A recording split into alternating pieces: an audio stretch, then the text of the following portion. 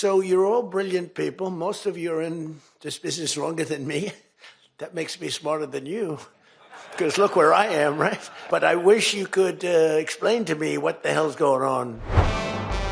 A lot of people ask me when they meet me in person, or friends, or people not immediately connected to politics, do you really think Donald Trump is that much of a danger? Do you really think Donald Trump is mentally unstable? And the answer is obviously yes. The answer is so self-evident when you watch him, when you hear him, when you listen to him.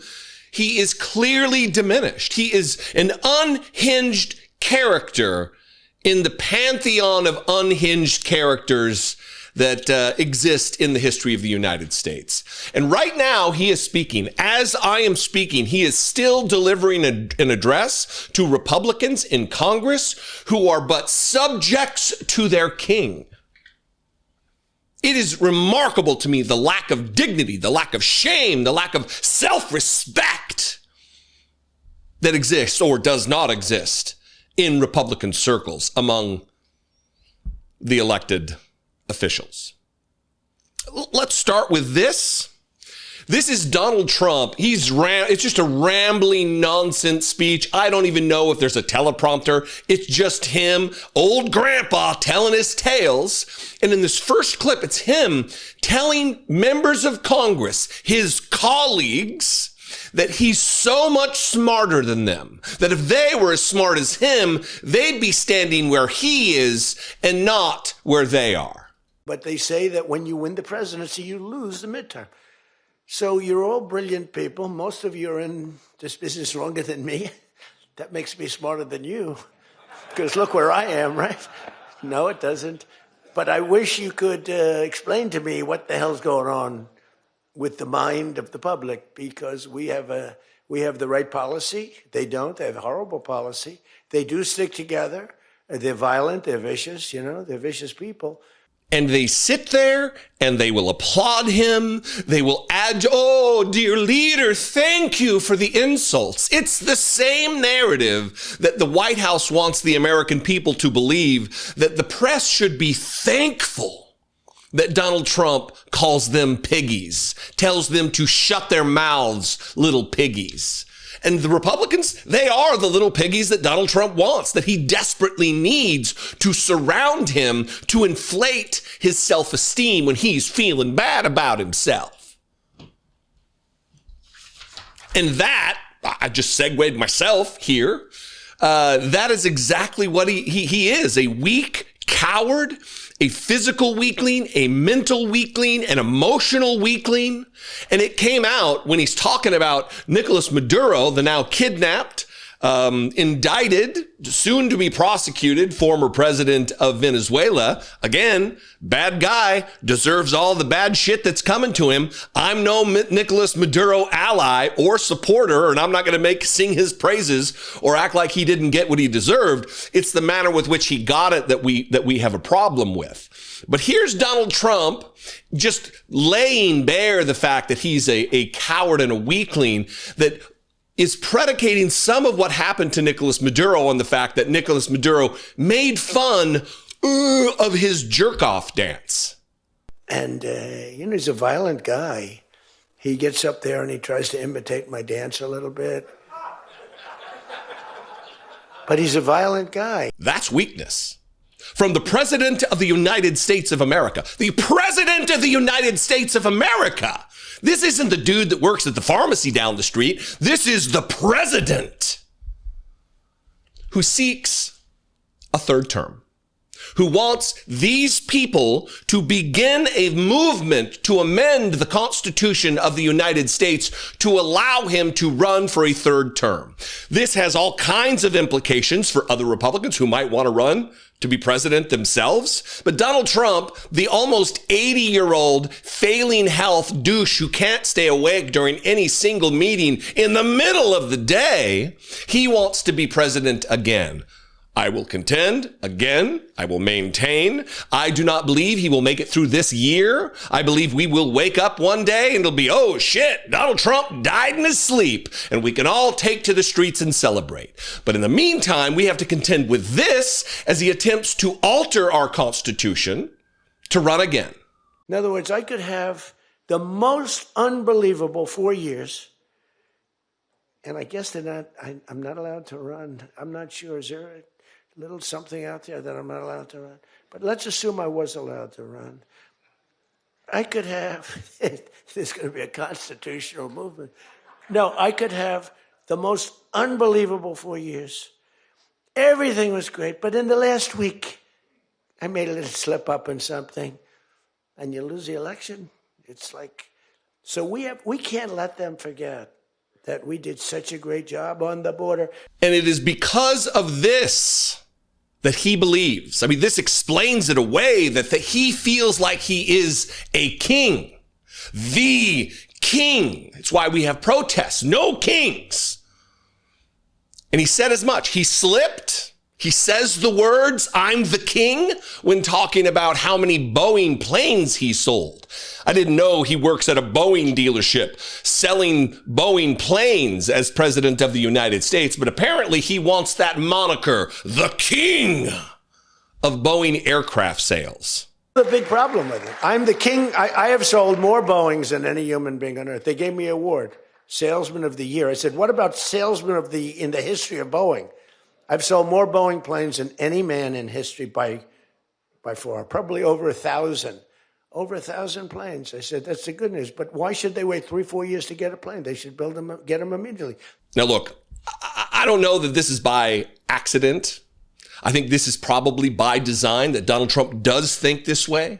He does not think of the larger picture of what it looks like, what kind of message it sends for a president of the United States, a democratically elected individual, to declare themselves a king. And we've seen this time and time and time again with Donald Trump putting up pictures of himself on fake Time magazine covers with a crown on, calling himself a king, acting as though he is a king, ruling as though he is a king. He does not govern. He thinks he rules. And he's given a speech now to Republicans who have abdicated their role as a co-equal branch of government. Every single one of those individuals in that room is equal to Donald Trump by constitutional mandate, by edict, by design from our founders. And they bend the knee.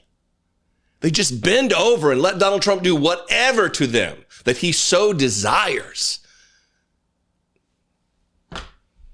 We are ruled by cowards, by weaklings, by men who act like they are masculine, strong, traditionally, and they're Donald Trump included.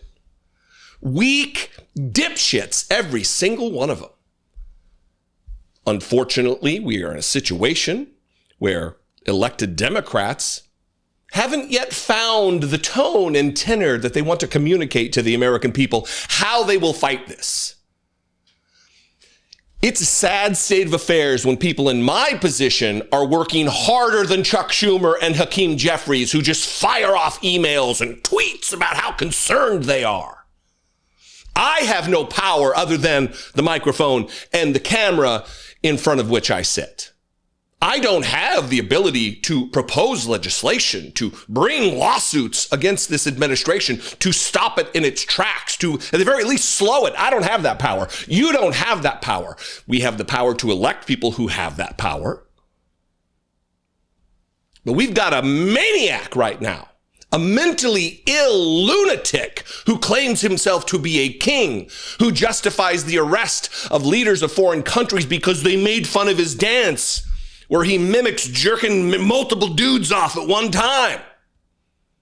They're arresting protesters in the streets for lodging their displeasure with what's taking place in our country. They are arresting protesters and citizens of the country and migrants in this nation. They are kidnapping them with a masked police force on the anniversary of January 6th, the day that Donald Trump attempted to overthrow the United States government by way of overturning a free and fair and settled American election. The Insurrectionist Party is now in control, and we have a minority party, not an opposition party. I'm going to end it there. More to come. He's still talking. We will see. I love and appreciate you very much. Sound off in the comments. The president has been clear for months now Greenland should be part of the United States. The real question is, by what right does Denmark assert control over Greenland? So while Donald Trump right now is speaking to Congress, the plans to begin World War III are underfoot. And there's really no other way to explain the now policy choices being made by this administration without the consult of Congress, without reliance upon the war powers that Congress has, the sole power that the Constitution grants the Congress to declare war. Donald Trump is just riding roughshod over the Constitution because he believes himself to be a king. King of Boeing aircraft sales, apparently.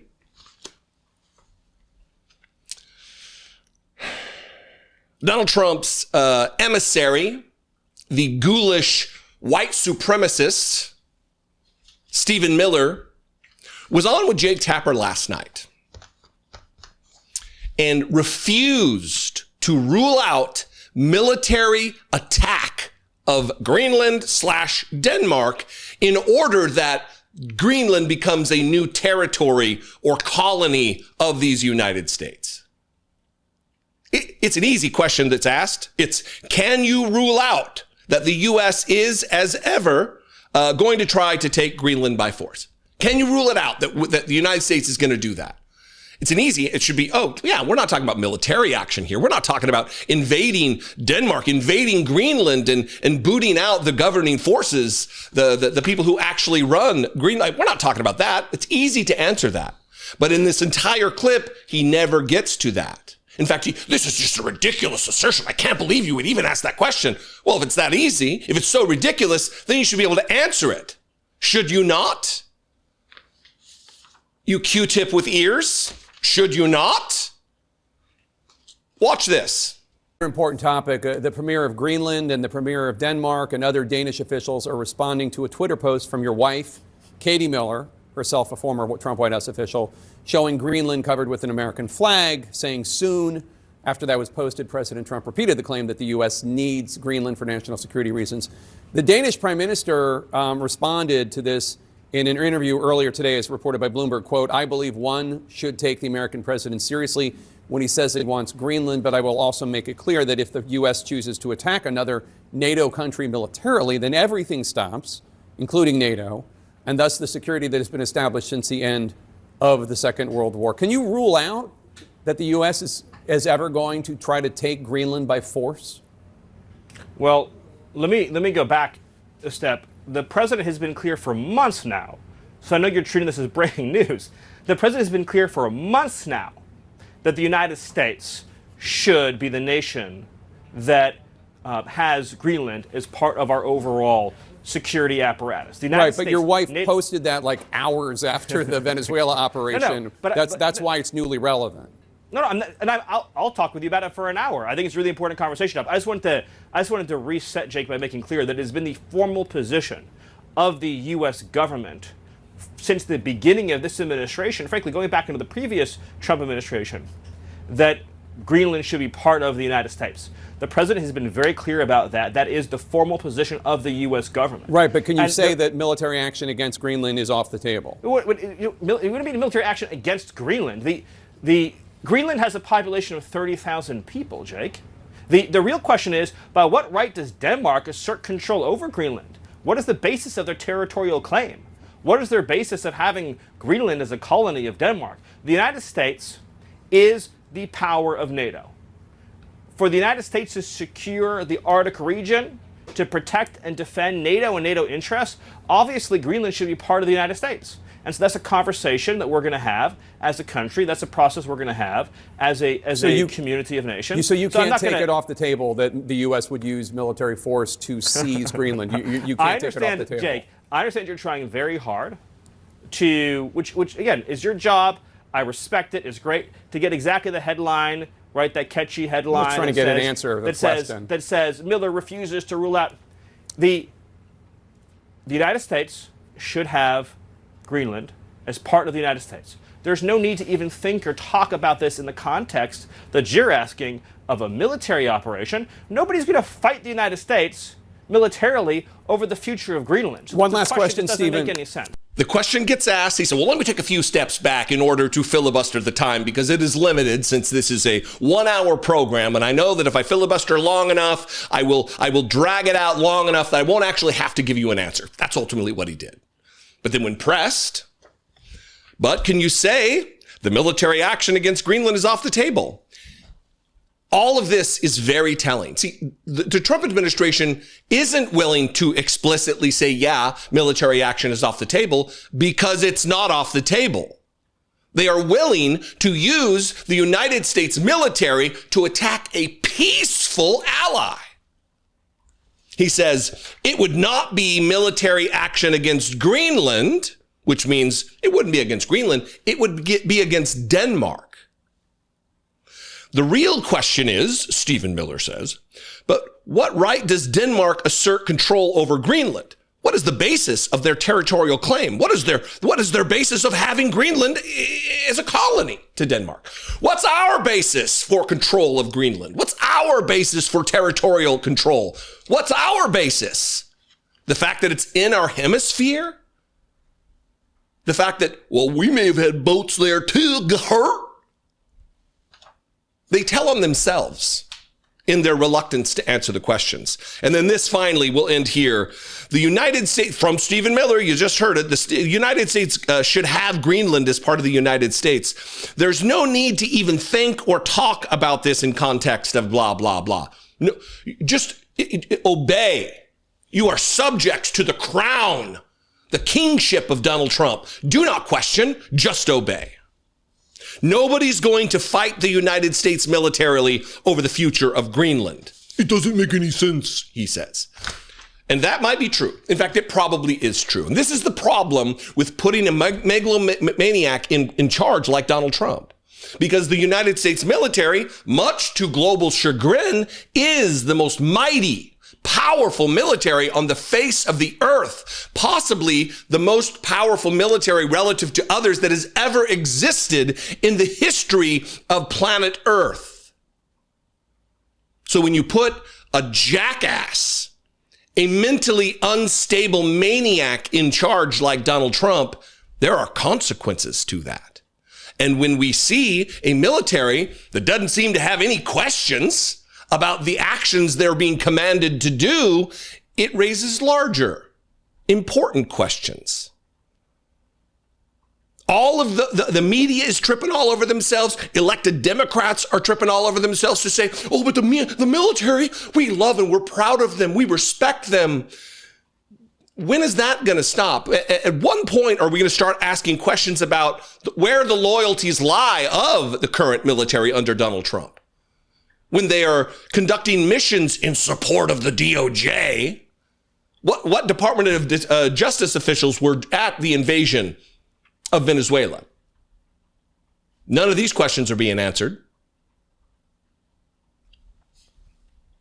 We are in a very dangerous spot that could actually start a global conflict, World War III, from the same man who said he would he would stop it. World War III would have started, but thankfully I became president and stopped it. And we have absolute psychopaths, people who are just, their entire brainstem is just infected with sociopathy, like Stephen Miller, who are the tip of the spear for Donald Trump, the man to enact Donald Trump's worst instincts. Nazis. Every single one. What do you think? I invite you to this conversation. Let's have it in the comments below the video. And you can also call the voicemail line, 714-576-4054, or email me daily at Dollemore.com. Crimes both here in the U.S. and against people in Venezuela. And now right here, we're showing you video we have immediately after the interview finished. Plickta was arrested by 2 Grand Rapids police officers. You can see it in the video. It says something that I continuously have to repeat the First Amendment of the Constitution of the United States of America in order to explain what follows in a clip. That I must remind Americans that you have the right to free speech. You have the right to peaceably assemble, to redress your government of your grievances. You have a fundamental, sacred, hallowed right. Our founders saw fit to enshrine this protection of this natural right. The Constitution does not provide you. You don't have the freedom of speech because of the Constitution. Your freedom of speech, which is a natural right, is protected by the First Amendment of the Constitution, which reads, Congress shall make no law respecting an establishment of religion or prohibiting the free exercise thereof, or abridging the freedom of speech or of the press or of the right of the people to peaceably assemble, or to petition the government for a redress of grievances. That's the First Amendment. It is simple, simply stated. It is a concept that is rooted in our law. So it should be alarming to all of us when we witness a young woman who just protested against Donald Trump's illegal, unconstitutional, violating international law, invasion and kidnapping of a leader in Venezuela. And that's exactly what took place in the under the hands of these fascists in Grand Rapids, Michigan, who arrested Jessica Plitschka. It's not mid-interview. I want to say it's during the interview, but as she explains it, as soon as the red light turned off on the camera, the cops swarm in, tell her to put her hands over her head like she's some kind of a threat. This sweet little young girl, this activist, like she's a threat to them. They showed it both in uniform, the same beard. It must be standard issue for the Grand Rapids Police Department.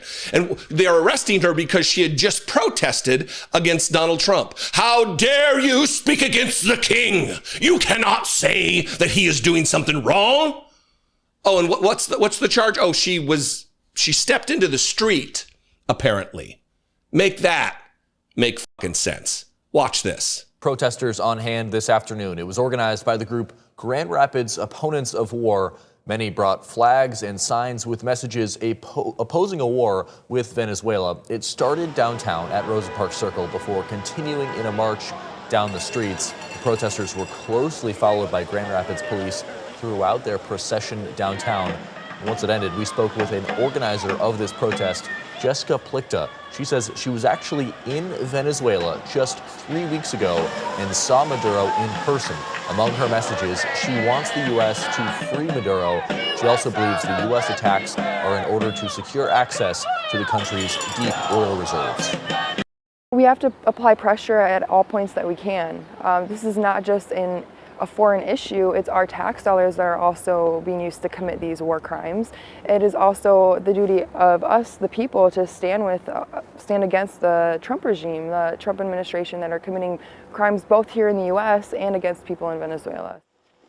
Now, in the background of this interview, you could see that police car. And now right here, we're showing you video we have. Immediately after the interview finished, Plitschka was arrested by 2 Grand Rapids police officers. You can see it in the video, and an officer tells Plitschka that she is being arrested for obstructing a roadway and failure to obey a lawful command from a police officer. You can see as she's taken away in that car, she was issuing a number of messages about wanting the U.S. to free Maduro. But again, she was taken away by police officers there, and you can see in this video, officers were closely following this procession in downtown Grand Rapids. We have reached out to GRPD for more information about the arrest, but we have not heard back so far.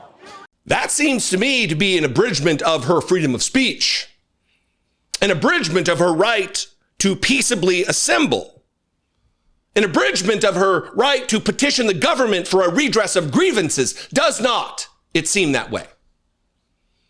Now, the Grand Rapids, WZZM, Channel 13, they actually did some follow-up with her because she was in jail for 3 hours. This is just harassment. She is not a threat to society. She is not a danger. This could have been a citation because the protest was over.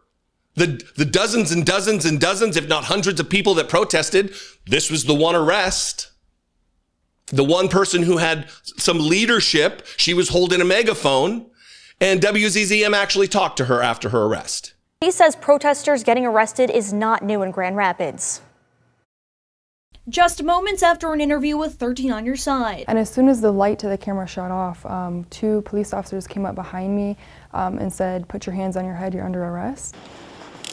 I am not resisting arrest. No, you're not resisting arrest. I'm not resisting arrest. I'm going peacefully. Organizer Jessica Plichta was arrested for failure to obey a lawful order of a police officer after marching in the streets of Grand Rapids against U.S. actions in Venezuela on January 3rd. They had me bend over the police car, they patted me down, removed my belongings, and then they put me back in the police car without buckling my seatbelt and drove me to Kent County Sheriff's Office, I believe.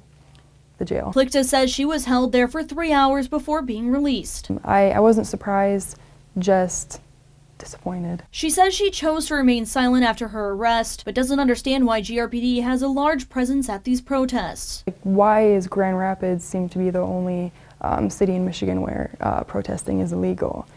I believe it's our sacred right in this country to protest. We reached out to the city of Grand Rapids to ask what the penalties are for these charges and if it's city policy to arrest people who violate those city charges. A spokesperson for the city sent us back several city code sections that apply to pedestrians walking or standing in the roadway and policy on failure to obey a lawful command. In a statement to 13 on Your Side, a spokesperson for the Grand Rapids Police Department says protesters refused over 25 announcements from a cruiser's PA system to get off the road, and quote, patrol officers consulted with their sergeant and the watch commander, who informed the officers that if the individuals could be located, they were subject to arrest. The adult woman who was arrested was positively identified by officers, and the lawful arrest was made. Plichta says this shouldn't deter people from taking to the streets. People will claim that a street march is horrible, but you know what? A street march, a peaceful march in the streets, is far more peaceful when the world is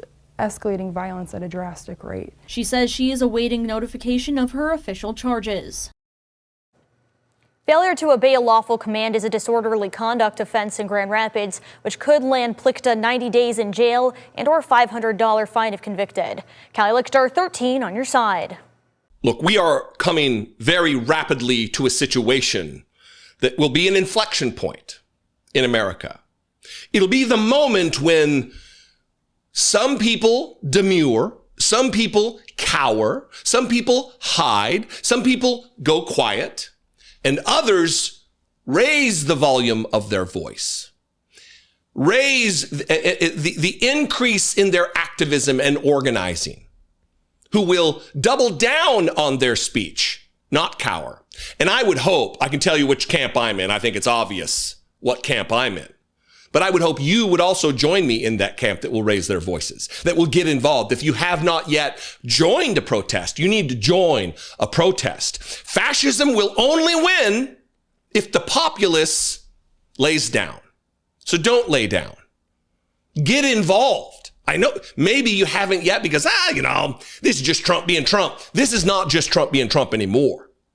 His fascism is being backed by these uniformed armed agents of the state who are arresting someone for speaking out against the fascist dear leader. That is what's taking place in America right now, in municipalities all over the country, including here in Washington, D.C. I've interviewed once, Brittany Page, who was filling in for me, interviewed a second time, Will Kelly, who now is being harassed by social media companies, kicking him off of Instagram time after time after time after he was arrested by the Secret Service for incitement of violence. We've all watched the video. He did nothing. He was talking to someone, speaking, using his freedom of speech to peaceably assemble and redress his government of his grievances. First Amendment. Big rainbow, the more you know, ding, ding, ding, ding. But we have a ruling party right now that does not respect the Constitution. The same Constitution that saw fit to put them in power, now, not of any use.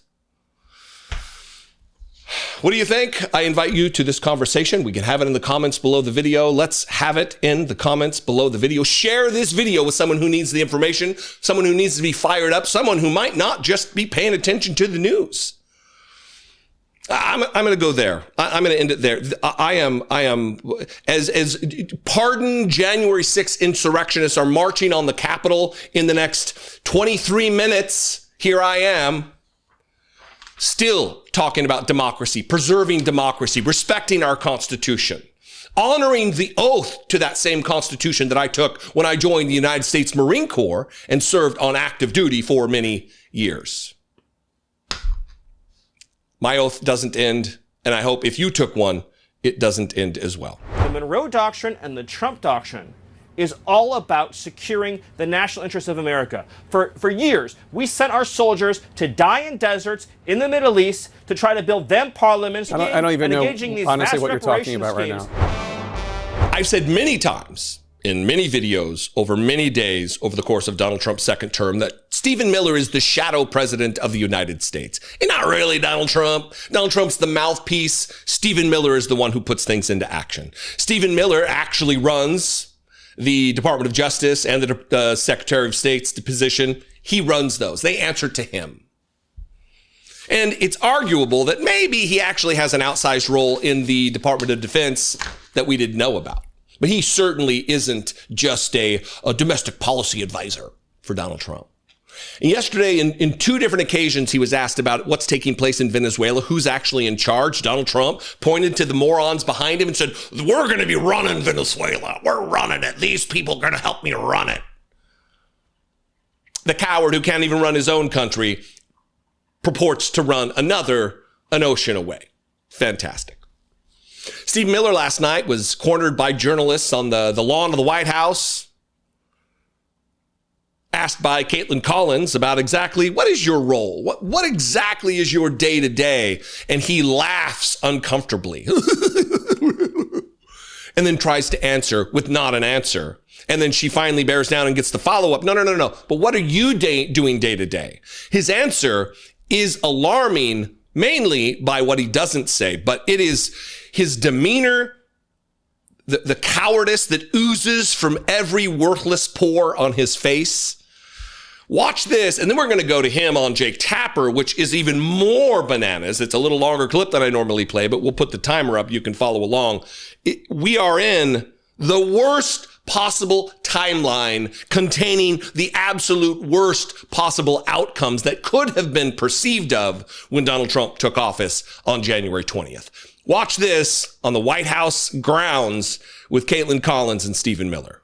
Stephen, you were a part of that group, the select group that the president said is his staff that is running Venezuela. What exactly are your day-to-day responsibilities? The President of the United States has asked Secretary Rubio, who also happens to be his national security advisor, to directly, of course, under the president's close guidance and direction, to be the lead on this process. But obviously there's many other elements involved. You have energy policy, treasury policy, financial policy, military policy. So it's a big team and group of people, and everybody's working great and closely together, again, under President Trump's leadership. But what are you specifically doing? What are you specifically doing? I make a habit of trying not to talk too much about myself. I'm just happy to serve on this incredible team on behalf of President Trump. You don't like talking about yourself. You don't want to center this on you. You're just happy to serve this noble, patriotic team. Is that right, Stephen Miller?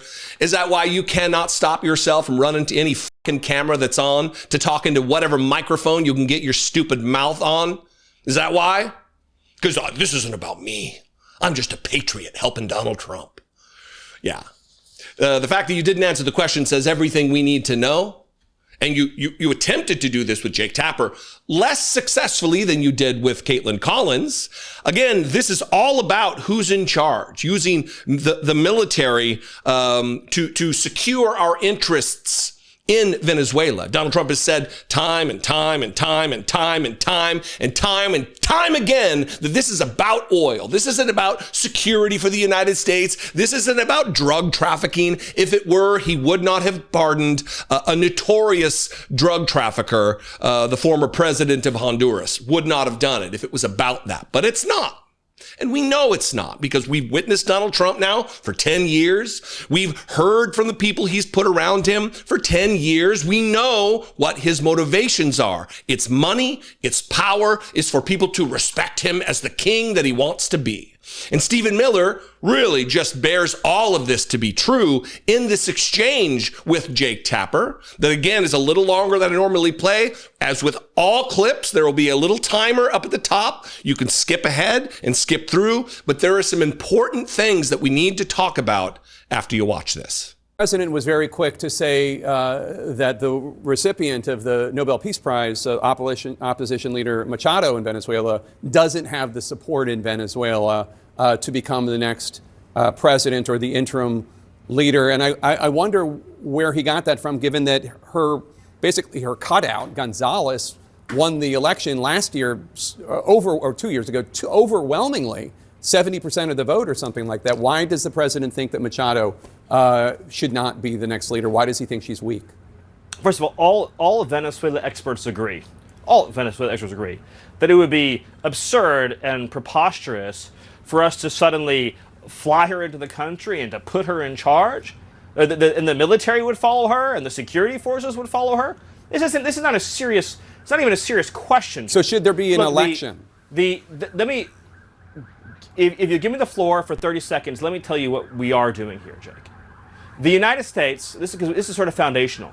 The United States is using its military to secure our interests unapologetically in our hemisphere. We're a superpower, and under President Trump, we are going to conduct ourselves as a superpower. It is absurd that we would allow a nation in our own backyard to become the supplier of resources to our adversaries, but not to us, to hoard weapons from our adversaries, to be able to be positioned as an asset against the United States rather than on behalf of the United States. Sovereign countries shouldn't be able to do what they want to do. The Monroe Doctrine and the Trump Doctrine is all about securing the national interests of America. For years, we sent our soldiers to die in deserts in the Middle East to try to build them parliaments, to try to build them democracies, to try to give them more oil, to try to give them more resources. The future of the free world, Jake, depends on America being able to assert ourselves and our interests without apology. This whole period that happened after World War II, where the West began apologizing and groveling and begging I don't even and know, engaging these honestly, vast what you're talking about schemes, right now. What I'm talking about, Jake, is the idea, and by the way, I know you love doing that smarmy thing, Jake, and I was hoping to be better than that this time. I asked you about if there should be an election.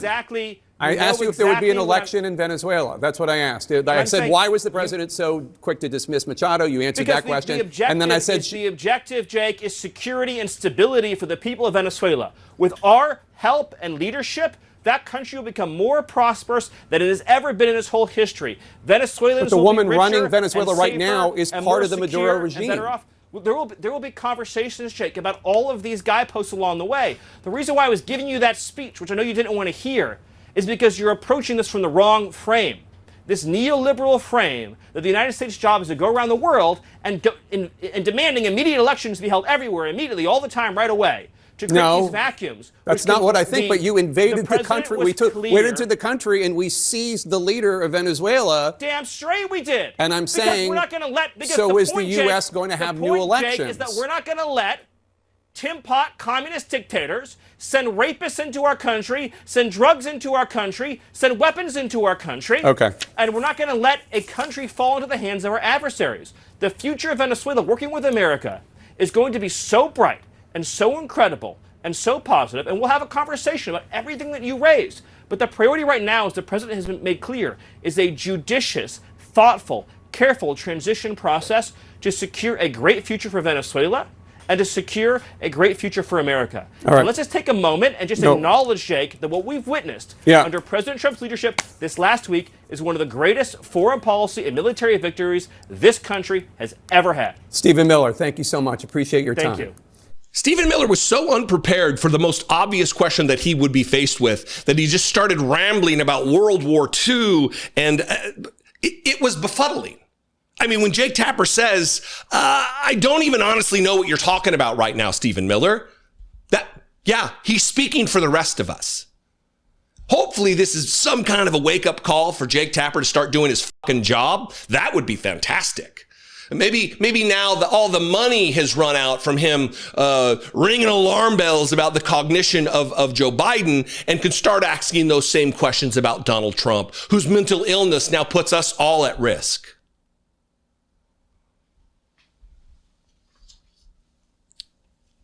What do you think? Comment below. Let's have a conversation in the comments. Share this video with someone who needs the information, who maybe doesn't watch CNN. Thankfully doesn't watch CNN. This is why my job is sometimes not great. Did you at any point offer to give him the Nobel Peace Prize? Did that actually happen? I had read that somewhere. I wasn't sure if it was true. Well, it hasn't happened yet, but I certainly would love to be able to personally tell him. Maria Corina Machado is the opposition leader, the opposition political force in Venezuela, who received the Nobel Prize this last year, just a few months ago. Or maybe it was this year. It was this year.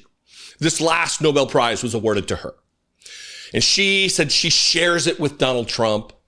And now she's being iced out, boxed out of leadership in the country that her stand-in, Gonzalez, is now in place. She left the country when she went to go receive her Nobel Prize, never returned. And she is really proving to be, I mean, I kind of want to shit on her because she says some really stupid things in this Hannity clip I'm going to play for you.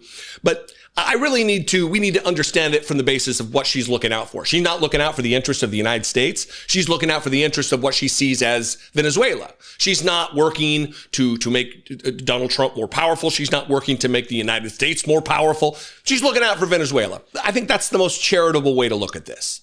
But she still is demonizing socialism like it's a danger to the United States in this clip. And she is bending over backwards to offer Donald Trump her Nobel Prize because that is why she's not currently in power. And she knows it.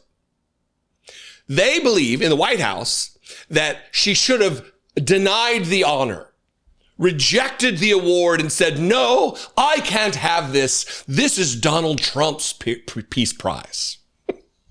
And that's not just me saying that. The Washington Post has an inside White House official who has said as much. Here's the headline from the Washington Post. U.S. plan to run Venezuela clouded in confusion. In Washington and Caracas, the vision for administering Venezuela in the weeks and months ahead appears uncertain and stubbornly complex. That's the headline. And there's a 3-paragraph part of this where they talk about the fact that she would be president right now of Venezuela if only she had rejected the Nobel Prize and said it was Donald Trump's. This is it. 2 people close to the White House said the president's lack of interest in boosting Machado, despite her recent effort to flatter Donald Trump, stemmed from her decision to accept the Nobel Peace Prize, an award the president has openly coveted. Although Machado ultimately said she was dedicating the award to Trump, her acceptance of the prize was an ultimate sin, said one of the people. Quote, if she had turned it down and said, I can't accept it because it's Donald Trump's, she'd be the president of Venezuela today, this person said. How historically weak and cowardly is Donald Trump? How historically insecure is this mentally ill maniac that we have as president of the United States? Here is Maria Corina Machado on Hannity last night, where he made sure to get into the business of the Nobel Peace Prize. Like, it's so important. Did you offer it to Donald Trump? And ultimately, she cowers. She bends the knee to King Donald and says, we can have it together. I will give it to him. As soon as I see him again, it's his. Please make me president.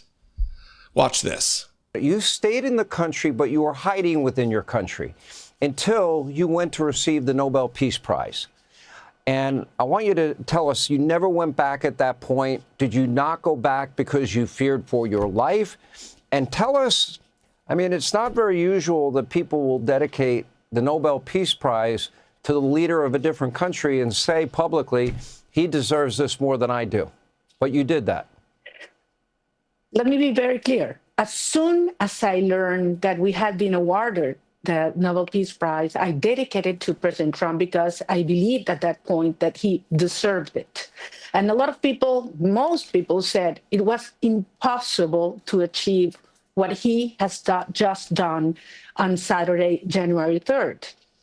So if I believed he deserved it on October, imagine now. I think he has proven to the world what he means. I mean, January 3rd will go down in history as the day justice defeated a tyranny. It's a milestone, and it's not only huge for the Venezuelan people and our future, I think it's a huge step for humanity, for freedom and human dignity. Have you spoken with President Trump since then? I spoke with President Trump on October 10th, the same day the prize was announced. Not since then, but I do want to say today, on behalf of the Venezuelan people, how grateful we are for his courageous vision, the actions, historical actions he has taken against this narco-terrorist regime to start dismantling this structure and bringing Maduro to justice, which means that 30 million Venezuelans are now closer to freedom, but also that the United States of America is a safer country nowadays. Right. Did you at any point offer to give him the Nobel Peace Prize? Did that actually happen? I had read that somewhere. I wasn't sure if it was true. Well, it hasn't happened yet, but I certainly would love to be able to personally tell him that we believe the Venezuelan people, because this is a prize of the Venezuelan people, certainly want to give it to him and share it with him. What he has done, as I said, is historic.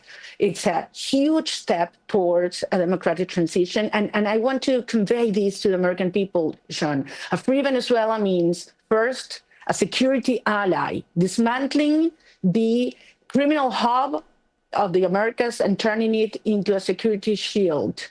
You know, the strongest ally to dismantle all these criminal structures that have made, so much damage and harm to our people and to the American people as well. Secondly, we will turn Venezuela into the energy hub of the Americas. We will bring rule of law. We will open markets. We will give security to foreign investment. And third, we will bring millions of Venezuelans that have been forced to flee our country back home, to build a strong nation, prosperous nations, open society. We will leave behind all the destruction this socialist regime, criminal regime has brought to our people and turn Venezuela into the main ally of the United States in Latin America.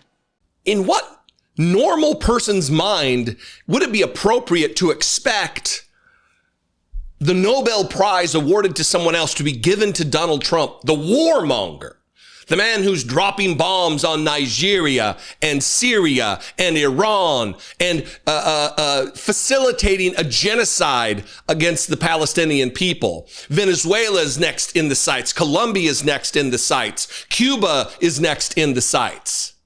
Greenland, he's frothing at the mouth for Greenland. Canada to be the 51st. Yesterday I did a video where I listed all of the new conquests that are on the horizon, the new military conflicts from the Peace Prize president. And yet these people debase themselves. They have no vitality in their integrity. They have no self-respect, no honor, no decency. Because Donald Trump's lack of all of that is infectious, apparently. What do you think?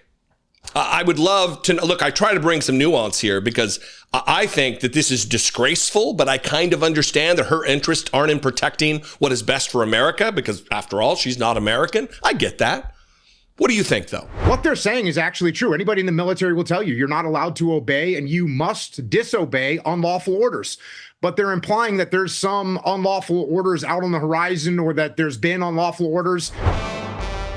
Donald Trump is a convicted felon, a credibly accused abuser of children. an insurrectionist who attempted to overthrow the United States government on January 6th, 2021, 5 years ago today, which is what makes this particular topic so egregious. I'm going to be talking about Navy SEAL Jocko Willink, the thumb with a fucking face painted on it. I've talked about that. Look, I served in the Marine Corps. I wasn't a special operator like this dipshit was. But I've talked about this a number of times, about leadership. You've got followers and you have leaders. Jocko Willink isn't a leader. He's a follower.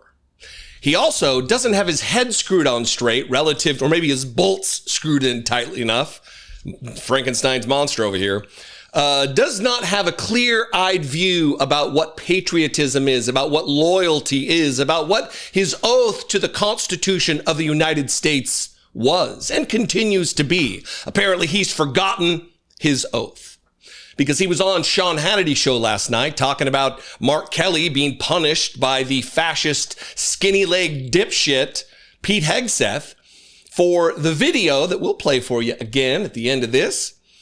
Where he admonished usually, or for the most part, I believe, the generals and the higher ranking individuals in the United States military to not follow unlawful orders. And now he's being punished for it. Pete Hegseth, the Secretary of War, tweeted this meandering idiocy yesterday. I'm just going to read a couple of little paragraphs here from it just to give you a flavor. And then I'm going to cut to this interview with Hannity and Jocko Willink, where he calls it a dishonest video and attempts to, I guess, provide aid and comfort to domestic terrorists, violators of the Constitution, traitors to the Republic. Pete Hegseth wrote this. Therefore, among other things, therefore, in response to Senator Kelly's seditious statements, remember, admonishing people to only follow lawful orders. Therefore, in response to Senator Kelly's seditious statements and his pattern of reckless misconduct, the Department of War is taking administrative action against Captain Mark E. Kelly, United States Navy retired. The department has initiated retirement grade determination proceedings under 10 U.S. Code subsection 1370F with reduction in his retired pay. They would say administrative proceeding. He also calls it reckless misconduct.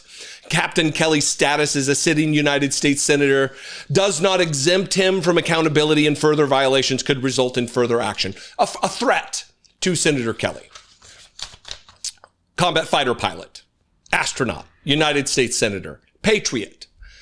So this is what's taking place right now. And of course, Sean Hannity went to an expert in legal law, military law. He goes to Navy SEAL, former Navy SEAL turned podcaster, Jocko Willink, where this particular exchange took place.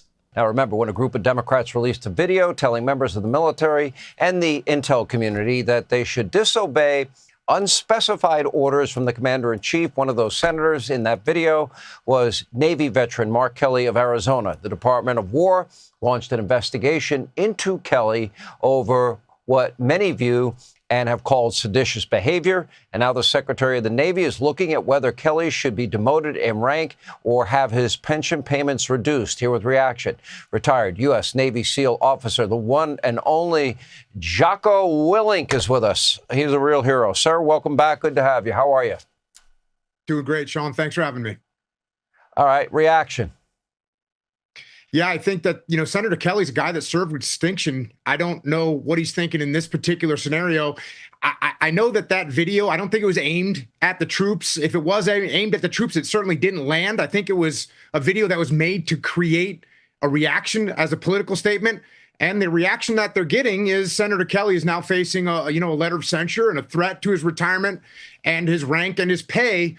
So I think it's an escalating conflict. And if I were Senator Kelly, I think I would try and de-escalate if I were involved. I know that would hurt the ego because you think if you back down, you're hurting your ego, you're exposing yourself. But I think it's important to remember that divisiveness does not help a team win, and it certainly does not help America win, and he's not gaining any influence in the military with these types of behavior. So hopefully they can find a more constructive way to communicate.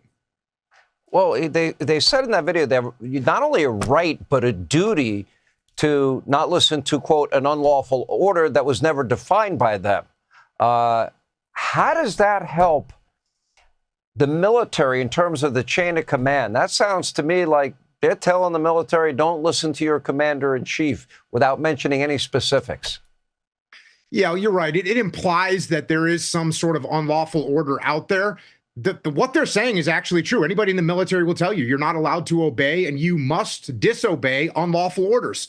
But they're implying that there's some unlawful orders out on the horizon, or that there's been unlawful orders without identifying any of them. So yeah, that undermines the chain of command, and it's not healthy. And I think anyone that's in the military knows and understands that. And that's why I think it's a dishonest video. And I think it's just meant as a political statement. Dishonest video? How is it dishonest? How is it dishonest to say, follow legal orders, refuse unlawful orders? Just because he didn't list a bunch of unlawful orders does not make it dishonest.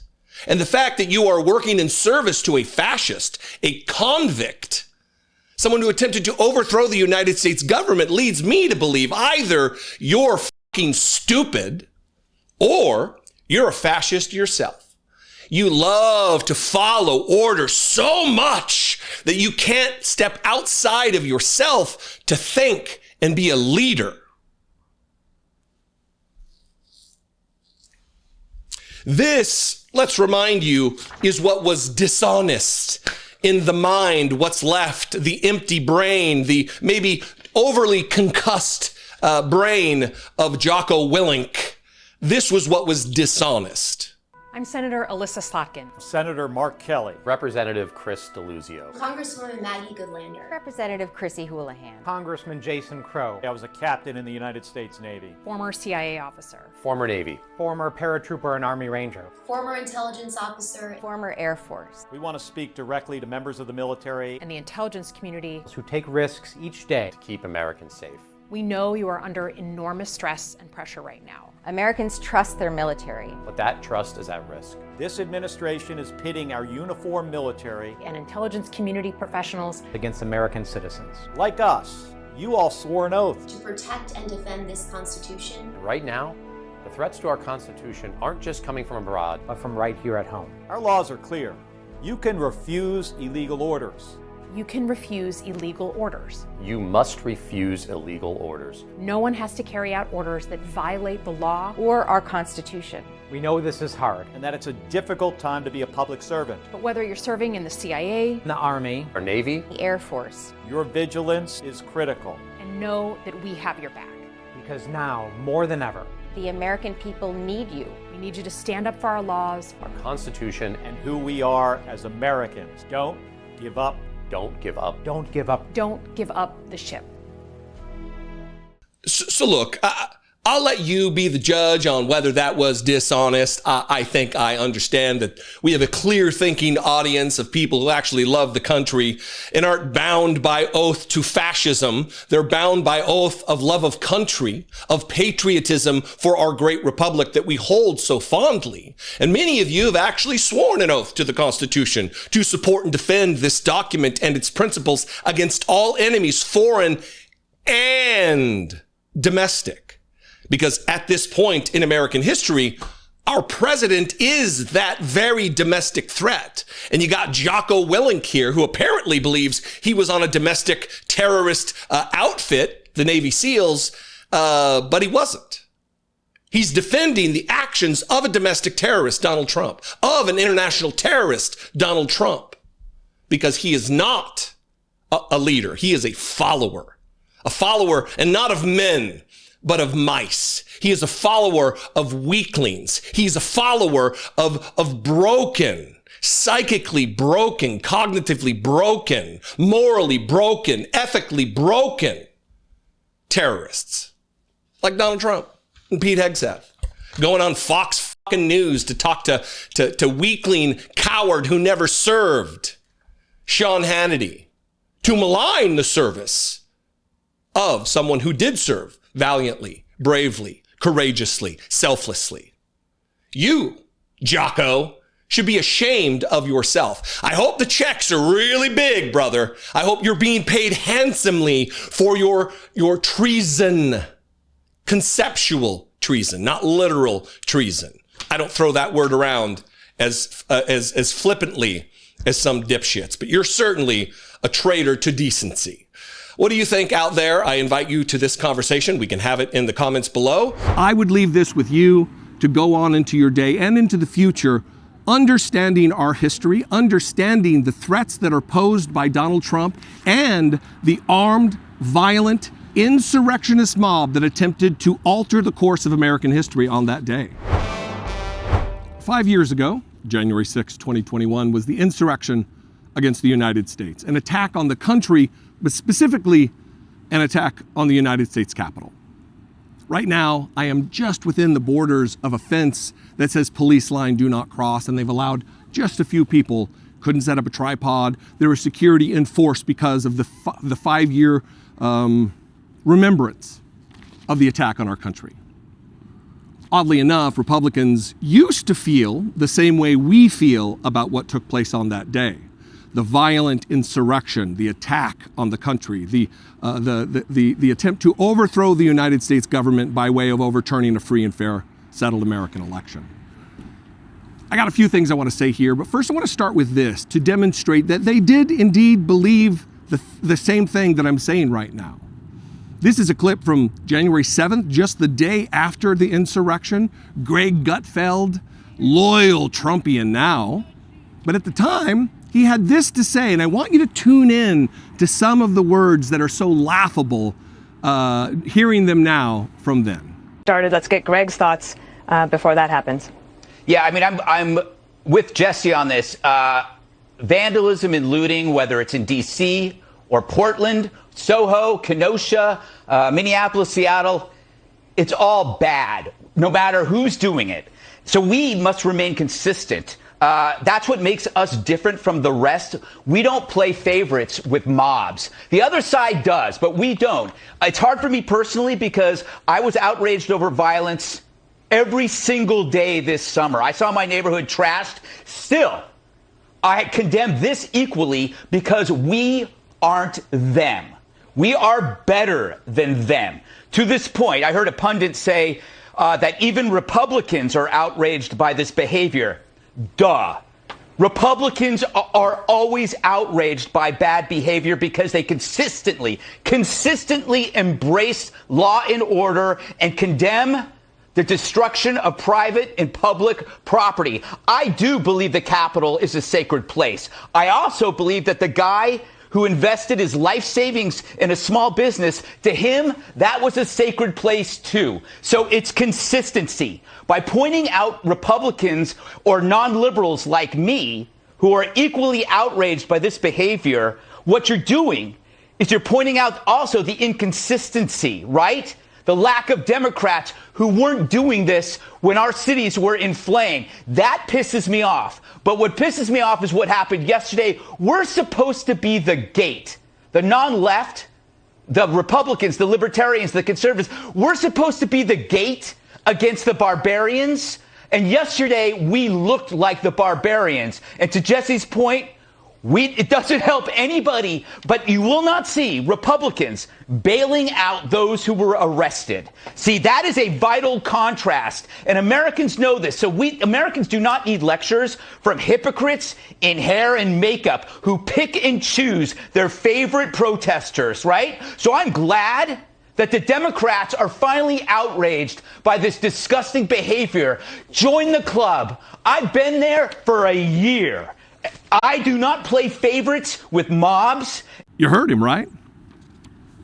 Republicans must remain consistent because that's what makes them different than us. They don't play favorites with mobs. He condemns what took place here just the day before he said those words because he isn't a Democrat. He's better than us. He's heard pundits say that Republicans are outraged by this behavior. Duh. Republicans are always outraged by bad behavior because they consistently, he says, embrace law and order, condemn the destruction of private and public property. I do believe, Greg Gutfeld said, that the United States Capitol is sacred. I do believe that. I believed that on January 6, 2021. I still believe that. Greg, what happened to you, brother?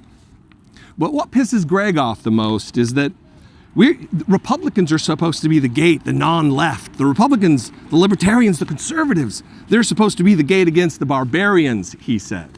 And now he's simping for Donald Trump on Fox News. The coward, the weakling, like the rest of the Republican Party, like the rest of the Trump cult that worship the dear leader. Last thing on what he said, you won't see Republicans, Greg Gutfeld said, bailing out those who were arrested. I guess except for the 1,500 violent traitors to the Republic that attempted to overthrow the democracy here. He won't be bailing out except for the pardons, right?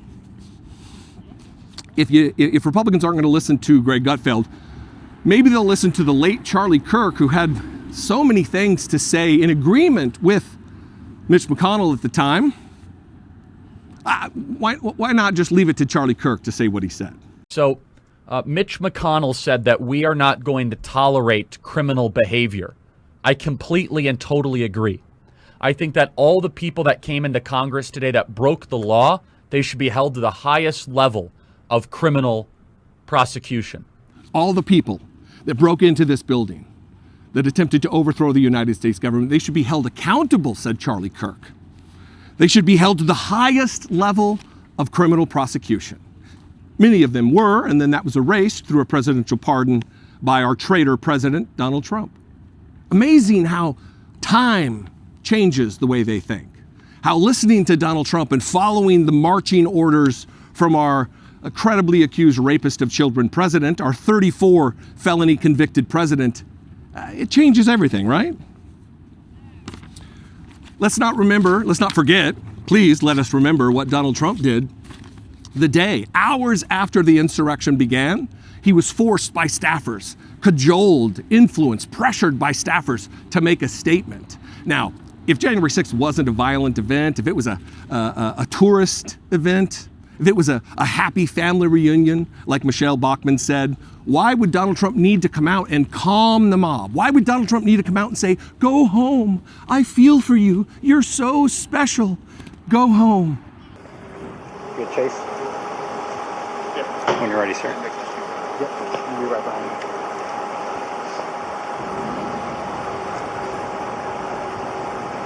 you. You tell me when? When you're ready, sir.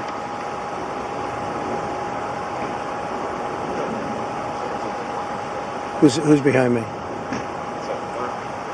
He's gone around. We're all clear now. I know your pain.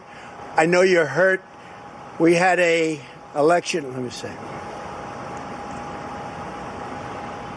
I know your pain.